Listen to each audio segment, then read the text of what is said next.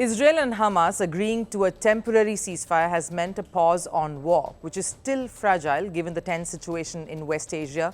Now, Palestine was hoping that this ceasefire would mean bringing some level of normalcy to the one sport that has given them joy, football. But Iraq has clearly quashed those hopes too. The uncertainty hangs over the fixture between the two nations. That is the Asian World Cup Qualifier, and that continues. Palestine was set to host Iraq in the third round encounter next month. The venue proposed for the fixture was Palestine's ground near Jerusalem. That would have marked the return of an international fixture for the first time since 2019, when COVID struck the world. Sports governing body FIFA, Asian Football Confederation or the AFC even inspected the venue, keeping in mind all the security concerns. That gave a green light to Palestine for hosting the match, but of course with one condition, a rider that Iraq had to agree to travel across. As luck would have it, or just political tension at play, Iraq refused to travel to Palestine, or so we thought. And it wasn't the security that bothered them, but the absence of VAR technology, which irked the Palestinian Football Federation.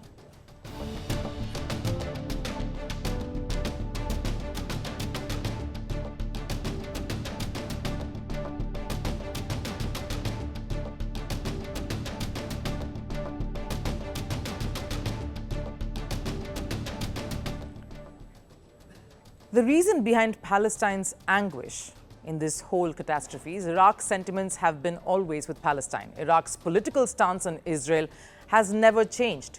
Iraq participated in the 1948, 1967 and 1973 wars against Israel. Across ethnic and religious lines, Iraqis are appalled by the Israeli bombardment of Gaza. In other words, this football match was supposed to be a time for Iraq to show that they still trust Palestine.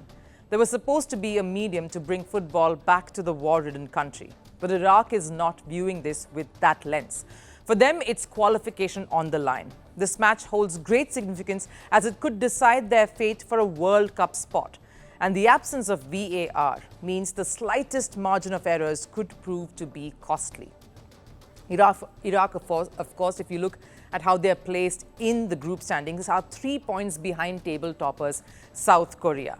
They are facing stiff competition from Jordan right below them, who are just 2 points away. The top two from this group will, of course, qualify for the 2026 World Cup directly. Iraq have 3 more matches post the game against Palestine, which includes a difficult one, of course, against table toppers South Korea. So the game against Palestine is key. Iraq is banking on this match to extend their lead over Jordan, who are placed just below them. And Palestine haven't been easy opponents either. Sure, when you took a look at that, they were at the bottom of the table, but their recent performances, including the AFC Asian Cup round of 16 qualification, showed how feisty they can truly be. So with Iraq saying no to Palestine, Jordan was then selected as an alternate neutral venue. A regular occurrence with Palestine. Ever since the war started, they've hosted all their matches in neutral venues like Qatar, Jordan, Kuwait and Malaysia. But Iraq isn't too keen on playing in Jordan either.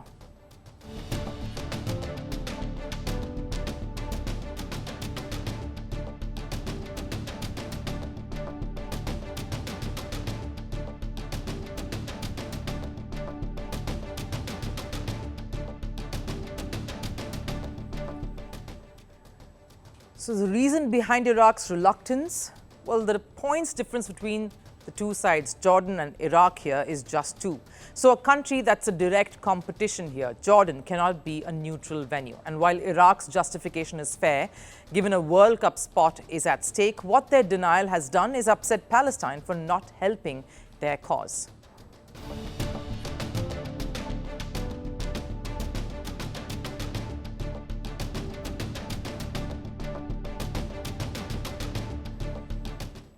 Now, FIFA and AFC are yet to weigh in on Iraq's refusal to play both in Jordan and Palestine. But will Iraq's lack of support tarnish the otherwise healthy relations these two nations share? Should they have valued the bigger cause at play here, a sport returning to war-torn country over their own strategies? Let us know what you think. Merci beaucoup. Hi. How are you? Very well, thank you. Thank you for being here. Namaste, Mr. President. Bharat ke logon ko meri namaste. How many people generally follow you in interviews? Typically, in a month, we have viewers up to 150 million. That's more than twice the population of France. And in the last 2 years, we had 3 billion viewers. So I say, Laurent, this is your chance to be famous. You're on Firstpost. One word to describe your equation with Prime Minister Modi. Amitié. As India and France work together, are you creating a new era of non-alignment in the technology space? India is a training superpower. 1 million engineers a year, more than all of Europe and the US combined. So we have that partnership. We have a partnership on the environment and the economy. We also have civilian nuclear programs, and that is something we've developed far beyond the France-India relationship. So we want to work together on AI. And then comes China with its DeepSeek, creating models at a fraction of the cost. Did that innovation take you by surprise? Did that breakthrough make you sit up and think, what did the Chinese do and how? But what did DeepSeek do? They took everything that was already available from the last AI model, and then they recalibrated it. So are you going to ban Chinese AI in France? So we don't have this American approach of banning tech because of where it comes from.